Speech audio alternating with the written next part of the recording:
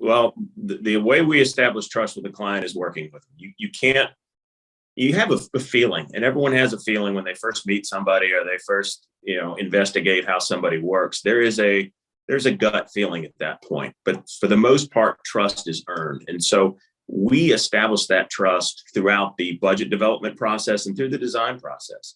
For us, it's a determination of, is this the right client for us? And the client can see how we are to work with. And that's the goal of those two phases for us, is establishing that trust, making sure that there's no red flags. I've had many times when we finish a design project and realize that this is not the right client for us. I've seen too many things that are telling us, we need to head in a different direction, and maybe we need to part ways.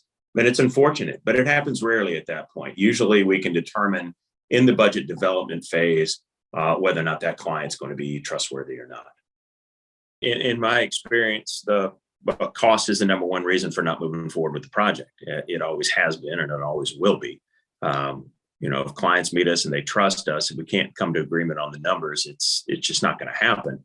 And I fully understand that. So again, the main reason why we try to get to a budget number ahead of time, we don't want to ignore the elephant in the room. We need to address those numbers, and we need to be honest with it, because at the end of the day, if the client isn't happy with the numbers, he's not going to move forward anyway. So why design? Why go all the way through a design? Why go all the way through all this process to find out it's more than what you want to spend? You got to set realistic expectations at the beginning of a project.